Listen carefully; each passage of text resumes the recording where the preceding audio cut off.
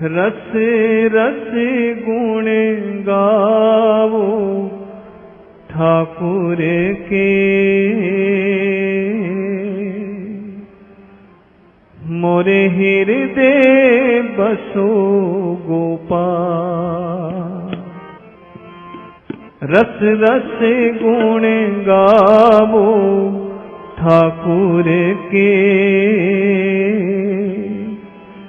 मोरे हृदय बसो गोपाल। रस रस गुण गावो ठाकुर के, मोरे हृदय बसो गोपाल। मोरे हृदय बसो गोपाल, मोरे हृदय बसो गोपाल। रस रस गुण गावो ठाकुर के, मोरे हृदय बसो गोपाल। रस रस गुण गावो ठाकुर के, मोरे हृदय बसो गोपाल। मोरे हृदय बसो गोपाल, मोरे हृदय बसो गोपाल। रस रस गुण गावो ठाकुर के, मोरे हृदय बसो गोपाल।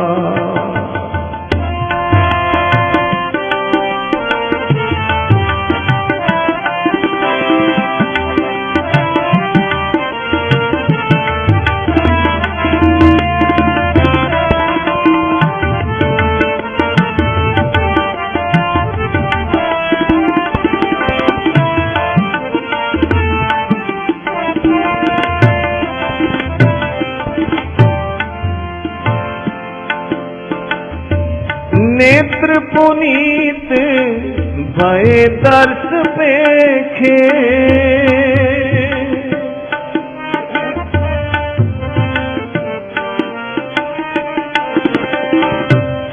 नेत्र पुनीत भय दर्श पेखे, माथे परो रवा, माथे परो रवा। जी रस रस गुण गावो ठाकुर के,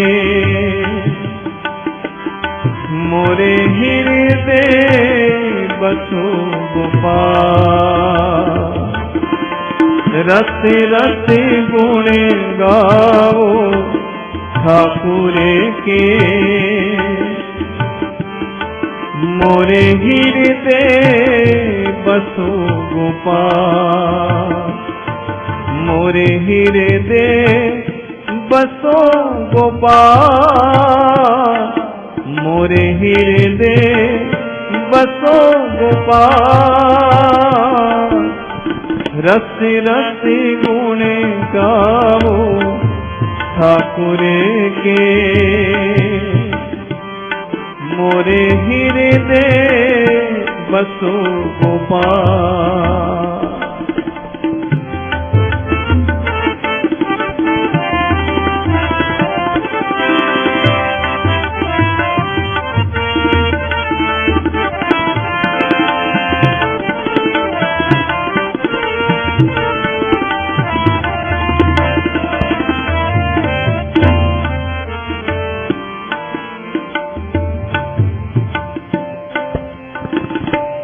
तुम तो राखन हार दयाल,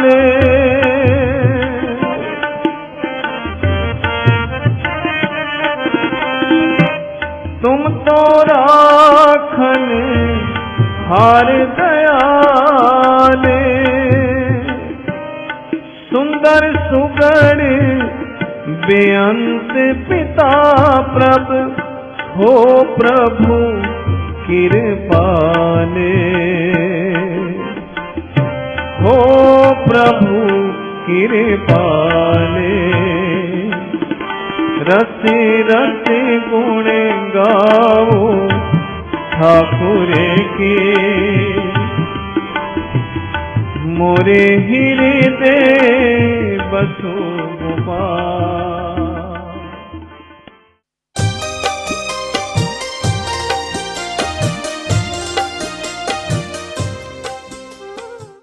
बाणी कबीर साहब जी। जग में गुरु समान नहीं दाता, जग में गुरु समान नहीं दाता। वस्तु अगोचर दे सतगुरु ने, भली बताए बाटा। काम क्रोध कैद कर राखे, लोभ को लीनो ना था। काल करे सो हाल ही कर ले, फिर न मिले ये साथा। 84 में जाए पड़ोगे, भुगतो दिन और राता। जग में गुरु समान नहीं दाता, जग में गुरु समान नहीं दाता। ये संत कबीर साहब की रूह को उभारने वाली वाणी है। हमारे हजूर पुरनूर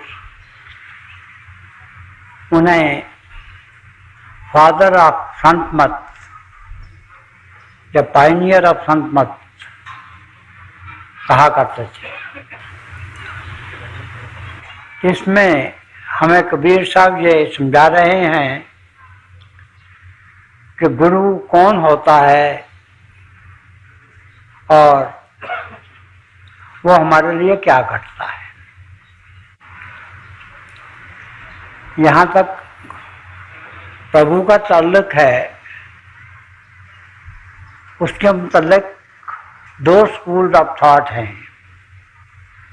जो एक स्कूल ऑफ थॉट है वो तो ये कहता है कि nobody has seen God in his absolute form and nobody will see him in that form, कि प्रभु को उसके मौलिक रूप में किसी ने नहीं देखा, वो कोई उस रूप में देखेगा भी नहीं। और ये बात भी सही है, क्योंकि रूहानियत की जो आखिरी मंजिल है, जिसे हम फनाफिल्लाह कहते हैं, वो मंजिल है जिसमें हमारी आत्मा प्रभु में लीन हो जाती है। अब जब आत्मा प्रभु में लीन ही हो गई, उसका हिस्सा ही बन गई, तो कौन देखेगा और किसे देखेगा। तो इसके मुताल्लिक हमारे हजूर पुरनूर एक कहानी सुनाया करते थे कि एक दफ़ा 4 अंधे सड़क पे जा रहे थे, एक हाथी आ गया, तो उनमें से एक ने हाथी के पेट पर हाथ लगाकर देखा और उसने कहा भाई ये तो एक बहुत बड़े बैरल की तरह से है।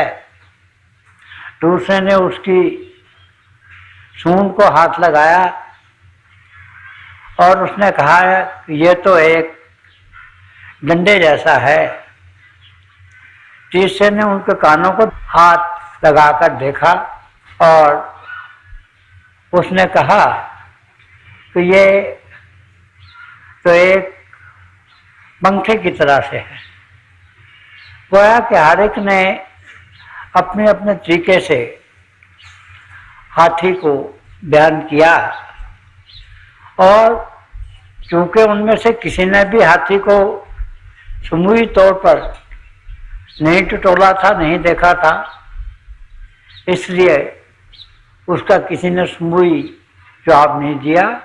इसी तरह से जितने हमारे ग्रंथ हैं, सहीफे हैं, स्क्रिप्चर्स हैं, उनमें प्रभु के एक अंग का वर्णन है, दूसरे अंग का वर्णन है, और उसका मजमूई वर्णन आज तक ना कोई कर सका है और ना करेगा। ये कहा जाता है कि अगर सातों जो समंदर हैं उनकी पानी की स्याही बना ली जाए और जितनी हमारी ये धरती है इसका कागज बना लिया जाए और कोई प्रभु की तारीफ करनी शुरू कर दे तो वो पूरी तरह से प्रभु की तारीफ नहीं कर सकता। तो अब दूसरा जो स्कूल ऑफ थॉट है वो ये कहता है कि मन खुदारा आशकारा दीदाम दर सूरते इंसान खुदारा दीदा, तो मैंने प्रभु को ज़ाहिरा ज़हूर देखा है और इंसान के जामे में मैंने खुदा को देखा है। हज़रत बुल्ले शाह ने फरमाया कि मौला आदमी बनाया। गुरु नानक साहब ने फरमाया है कि नानक का पातशाह जिसे ज़ाहिर, कि मैं तो ज़ाहिरा ज़हूर प्रभु को देखता हूँ। और पंचम पातशाह ने कहा कि हर जीव नाम पढ़ियो रामदास, और इन्होंने बड़ा अल्लाह खुले बंदों इस बात का एतराफ़ किया है कि उन्होंने प्रभु को देखा है। मगर वक्त वक्त की बात है, समय समय की बात है। जब पॉलिटिकल आज़ादी हमें होती है, हम अपने दिल की बात कह सकते हैं, तो हम इन शब्दों में कहते हैं कि मन खुदारा आशकारा दीदाम और दर सूरते इंसान खुदारा दीदाम। मगर जब कभी शरीयत का जोर होता है तो फिर हम जुबान इतनी बेबाकी से खोल नहीं सकते हैं। मगर तब भी संतों ने, सूफियों ने अपने अपने अंदाज से गुरु की महिमा की है। उस वक्त उन्होंने ये कहा है कि बंदगाने खुदा खुदा न बाशिन, लेकिन जो खुदा जुदा न बाशिन। कि जो प्रभु के प्यारे हैं तो प्रभु तो नहीं होते हैं, मगर हाँ वो प्रभु से जुदा भी नहीं होते हैं। अब बात तो एक ही कह रहे हैं, कहने का अंदाज है। तो यही बात हमें कबीर साहब समझा रहे हैं कि दुनिया के जितने भी दाता हैं वो हमें दुनिया की चीज़ें देंगे, धन दौलत देंगे, हमें बहुत नाम देंगे, हमें बहुत बड़ी कुर्सी दे देंगे। मगर दुनिया की जितनी भी ये चीज़ें हैं ये नाशवान हैं, ये फना होने वाली हैं, और इनमें से कोई चीज़ भी इंसान के साथ नहीं जाती है। मगर जो गुरु है वो हमें हमेशा के लिए शांति, हमेशा के लिए सुख, सरमस्ती और हमेशा के लिए निजात दे देता है, मुक्ति दे देता है।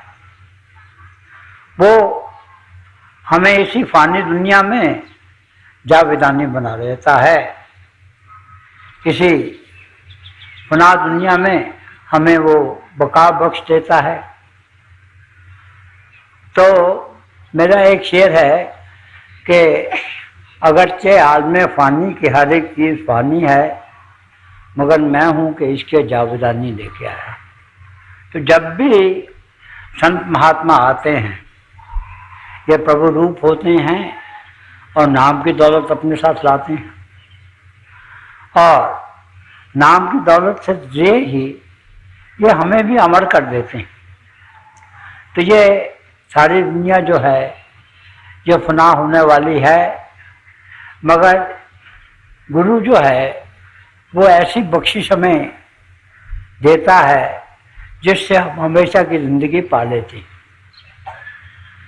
तो यही गुरु की सबसे बड़ी महानता है। इसीलिए कबीर साहब कह रहे हैं कि गुरु के समान और कोई दाता इस संसार में नहीं।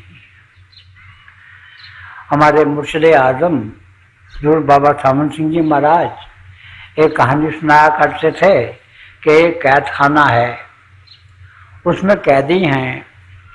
एक बहुत फिलैंथ्रोपिस्ट, लोगों को भला करने वाला बहुत अमीर वहाँ आता है।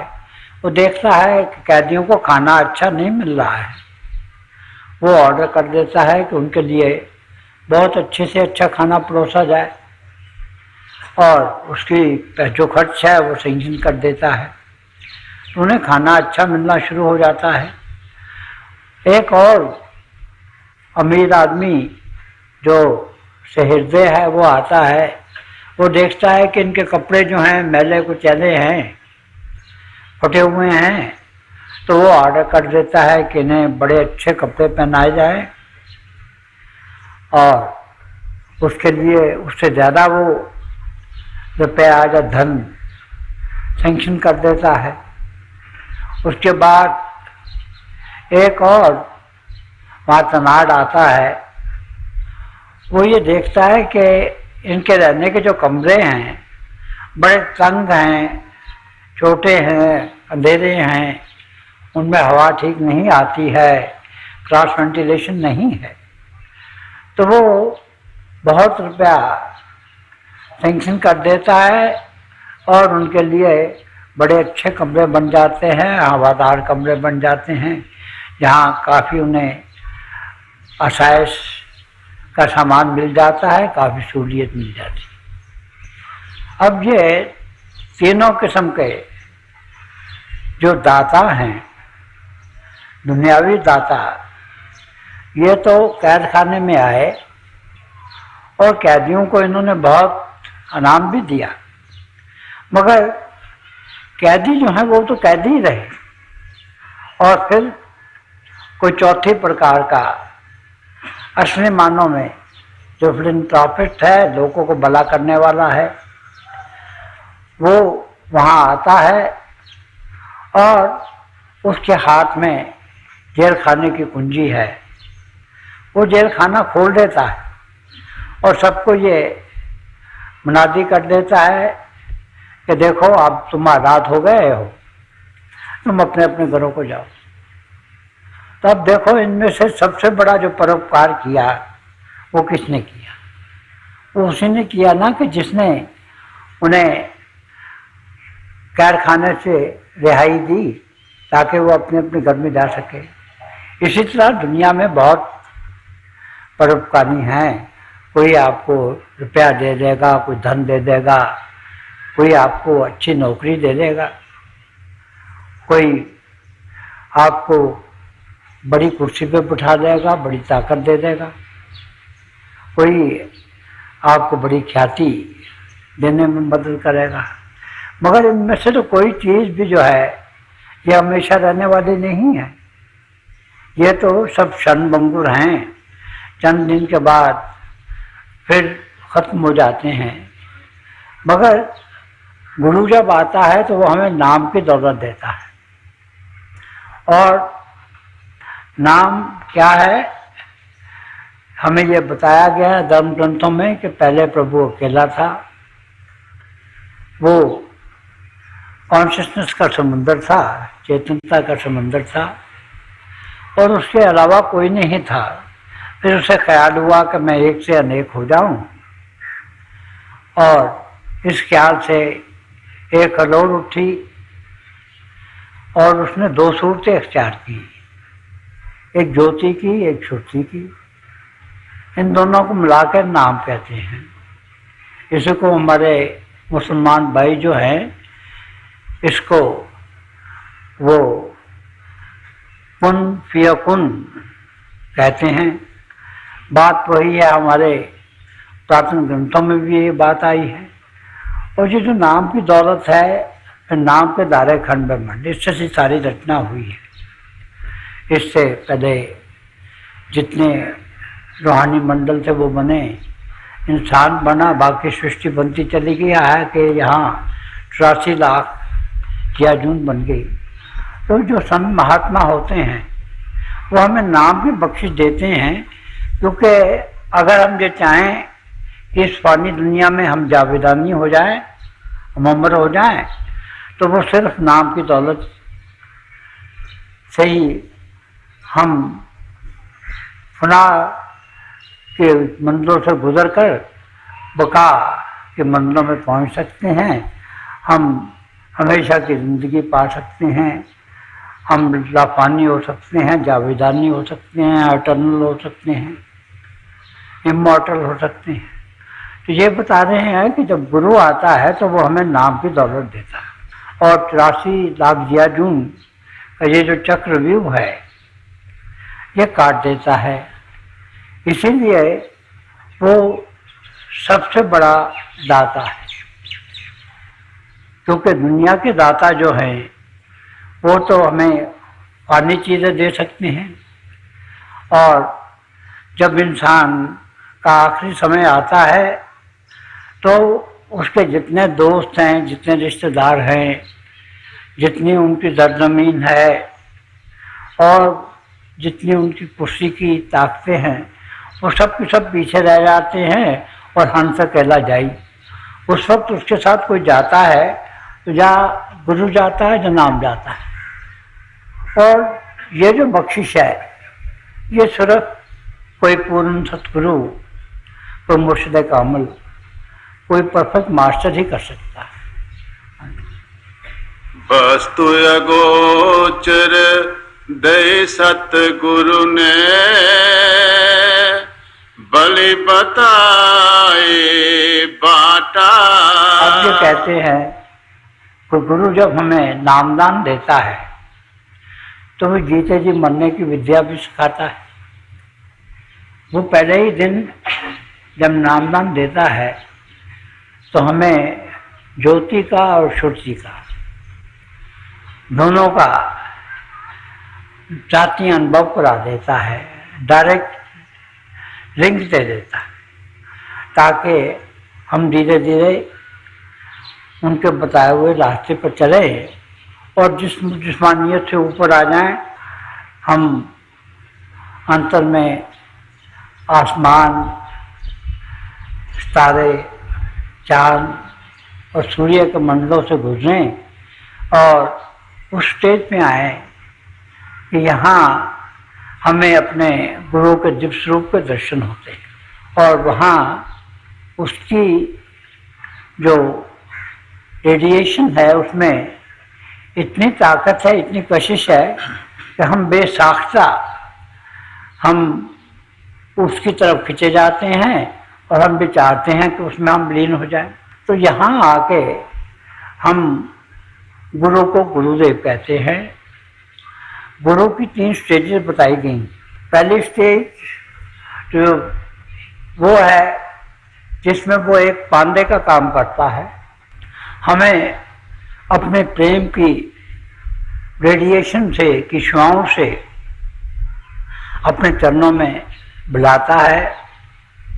हमारे जो बेशुमार गुनाह होते हैं उनकी तरफ नजर नहीं डालता और हमें नामदान बख्श देता है। और नामदान जब वो बख्शता है तो उस वक्त हमारे जितने शक हैं, जितने शकूक हैं, जितने सवालात हैं, उन सबको वो जवाब देता है। कितनी वो हम पे मगर पच्ची करता है, कितनी मेहनत करता है और फिर हमें अपनी ताकत का सहारा देकर जिस्म और जिस्मानियत से ऊपर आता है। और जब वहाँ उसके दिव्य स्वरूप के दर्शन करते हैं तो वो कहलाता है गुरुदेव। और फिर वो अपनी छत्र छाया में हमें सूक्ष्म और कारण देशों से गुजार कर ऊपर ले जाता है, और ऊपर जाकर चश्माए कौसर है जिसे fountain of the water of life कहा गया है, जहाँ अमृतसर कहा गया है, जहाँ मानसरोवर कहा गया है, क्योंकि असली मानसरोवर वही है। और उसमें से जब हमें अमृत मिलता है तो तब हमारी आत्मा से काम, क्रोध, लोभ और अहंकार, मोह और माया, इन सब के गलाफ जो हैं ये उतर जाते हैं और हमारी आत्मा पाक पवित्र हो जाती है। और वो क्या उठती है, सो हम, कि जैसा तू है वैसा मैं हूँ, या सूफियों के ज़बान में से अनाहू कहा गया है। और वहाँ गुरु जो है वो शब्द का स्वरूप धारण कर लेता है, और वहाँ से हम उसे शब्द स्वरूप गुरु कहते हैं।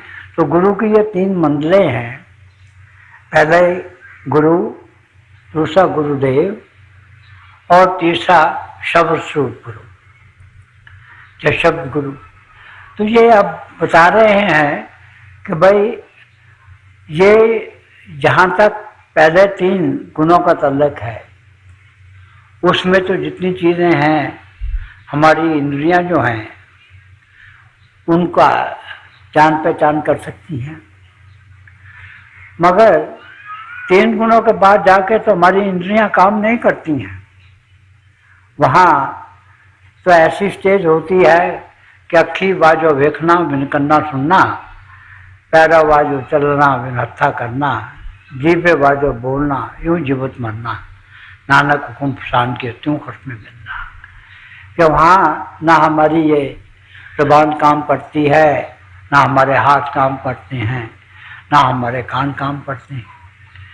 और वो ऐसी स्टेज है जिसे हम अगोचर कहते हैं। अगोचर का मतलब है कि जो इंद्रियों और माया से बालातर हो। तो वो उस स्टेज में हमें ले जाते हैं और फिर वहाँ से और आगे के रूहानी मंडले तय करा के हमें पहले अपने मुर्शिद में लीन कर देते हैं, अपने सदगुरु में लीन कर देते हैं। और वो ऐसी स्टेज होती है, हम जब पुकार उठते हैं कि गुरु गोविंद दोनों खड़े किसकी लागू पाए, बलिहारी गुरु आपने जिसको बिंदिया बनाए। ये तो कहने का अपना अंदाज है। ये तो एक बात पक्की है, मुस्तनिद है कि प्रभु सबसे ऊंचा है। मगर अगर हमें प्रभु मिलता है तो वो तो गुरु के द्वारा मिलता है। इसलिए संत महात्माओं ने अपने अपने तरीके से गुरु का और प्रभु का मुकाबला किया है, मगर ये रिलेटिव कंपैरिजन है। इसी तरह से सहजोबाई जी ने भी अपनी वाणी में कहा है कि भाई प्रभु ने तो हमारे लिए ये बहुत बड़ा झंझट डाल दिया, 84 लाख जिया जून का ये चक्रव्यूह बना दिया। हम एक यूनि से दूसरी यूनि में, दूसरी से तीसरी में हम चक्र काटे रहे हैं, और जब से संसार बना है हम इसी दलदल में फंसे हुए हैं। मगर गुरु ने हमारे लिए ये जो 84 लाख जिया जून का चक्र था इसे तोड़ दिया और हमें आज़ाद कर दिया। और फिर वो तो यहाँ तक कि आके कह देती हैं कि देखिए गुरु ने तो हमें 5 डाकू दे दिए, अब हम काम, क्रोध, लोभ और अहंकार उनके चक्कर में फंसे जाते हैं। हमारे अंतर हर वक्त अमृतसर है, मानसरोवर है, चश्मा कौसर है, fountain of the water of life है। हमें चाहिए तो ये कि हमारी आत्मा उसका अमृत पिए और अमर हो जाए, मगर हम तो यहाँ सोए हुए हैं। कुर्बानी में आया है कि हमारे माता भी सोई है, पिता भी सोए हैं, उस्ताद भी सोया है, दोस्त भी सोए हैं, सब सोए हुए हैं, हम भी सोए हैं। और ये जो अमृत जो हमारे हिस्से का है, इसे ये 5 डाकू जो हैं काम, क्रोध, लोभ, मोह, अहंकार के, वो हर वक्त पी रहे हैं। मगर गुरु हम पे ये दया करता है, ये कृपा करता है, ये अनायत करता है, जो नवाजिश करता है कि वो हमें त्रिगुण अतीत करा देता है और काम, क्रोध, लोभ, मोह, अहंकार से बचा लेता है। तो यही हमारी बहन ने भी कहा है, उन्होंने कहा है कि खून न तजूं प्रभु को तज डालूं, कि अगर मुझे किसी स्टेज पे ऐसा मौका आ जाए कि मुझे इसमें ये फैसला करना हो कि मैं किसको छोड़ूं, तो कहना कि मैं अपने गुरु को नहीं छोड़ूं। उस स्टेज में मैं गुरु को, प्रभु पे तरजीह दूंगी। अब बात कहने की तो एक ही है कि गुरु को तरजीह इसलिए देगी क्योंकि हमारी आत्मा परमात्मा में जाकर मिल जाएगी। मगर कहने का अंदाज है, और ये सहजो भाई ने इस अंदाज से ये बात कही है, तो इसीलिए गुरु की अहमियत को हमारे जितने भी धर्म ग्रंथ हैं उनमें बड़ी खूबसूरती से बयान किया गया है और उस पर बहुत ज़्यादा जोर दिया गया है। तो जब गुरु होता है वो हमें, जैसा मैंने अर्थ किया, वो त्रिगुण अतीत कर देता है और ऐसे देश में ले जाता है जो कि हमारी इंद्रियों और मन के दायरे से बाहर है। मेरा एक शेर है कि नफस नफस मुझे लाजिम शुक्र का सजदा, कि मेरे दोस्त का एहसान है जिंदगी में। तो ये गुरु की देन है कि वो हमें उस आखिरी मंजिल पे पहुंचाता है जहाँ जाके हम हमेशा के लिए मुक्त हो जाते हैं, जहाँ जाके फिर 84 लाख याजूं का कोई चक्र नहीं रहता, जहाँ जाके हम प्रभु से खो जाते हैं और उस स्टेज को पा जाते हैं जिसे हम पुना पिल्ला की स्टेज कहते हैं। और इसी के लिए वो अपने सदगुरु का लाख लाख शुक्राना अदा करते। और अगर हम सोचें तो हम असली मानव में गुरु का शुक्राना नहीं कर सकते, क्योंकि गुरु तो हमें इतनी बड़ी दौलत देता है। और अगर हमारी यह हालत हो जाए कि एक भरोसा, एक बल, एक आत्मविश्वास, और हर सांस के साथ हम गुरु का शुक्राना करें, तो ये भी बहुत कम है। इसीलिए गुरु की जो महत्ता है उस पर हमारे धर्म ग्रंथों में बड़ा जोर दिया गया। हमें खुशनसीबी से ऐसी महान हस्तियों की दया नसीब हुई है। मेरे जितने भाई यहाँ बैठे हैं उनमें से कुछ खुशनसीब हमारे मुर्शिद आजम बुजुर्ग बाबा थामन सिंह जी महाराज के नाम लेवा हैं, बहुत से सूर्य पुनूर संत कृपाल सिंह जी महाराज के नाम लेवा है, और बाकी जो नए बहन भाई हैं उन्हें भी इन्हीं दो महापुरुषों के आदेश से और इन्हीं के नाम में ये दौलत जो है ये दी जाती है। दाता यही दो महापुरुष हैं और लेने वाले हमारे बहन भाई हैं। तो इसलिए हमें यही चाहिए कि हम इन दो महापुरुषों का हर वक्त शुक्राना करें। और शुक्राने का सबसे बड़ा तरीका हमारे हजूर पुनूर जो फरमाया करते थे वही है कि हम क्राइस्ट के इस कॉल पर अमल करें कि ईश्वर लंबी कीमत कमांड में। तो हमें चाहिए कि हम अपने जीवन को शुद्ध बनाएं, बाकायदगी से डायरी रखें, हमारे रुएं से प्रेम पिछवाएँ होनी चाहिए। हमारी ज़बान में ऐसी मिठास होनी चाहिए कि अगर कोई दुनिया का जख्म खुदा हमारे पास आ जाए तो उसके जख्मों पर मरहम का काम हो। और इसी तरह से हमारा जीवन सदाचारी होना चाहिए, हमें निष्काम सेवा करनी चाहिए। हमारे जीवन को प्रत्यक्ष होना चाहिए और हमें बाकायदगी से भजन सिमरन करना चाहिए और डायरी रखनी चाहिए, क्योंकि यही रुद्रपुर नूर का आदेश है। और अगर हम इस आदेश पे चल सकेंगे गुरु की दया से, रुद्रपुर नूर की दया से, मुर्शिद आजम की दया से, तो हमारी जो जिंदगी का सबसे बड़ा पर्पस है अपने आप को जानने का, प्रभु के पाने का, self knowledge and God knowledge, खुद शनासी और खुदा शनासी, ये पूरा हो जाए।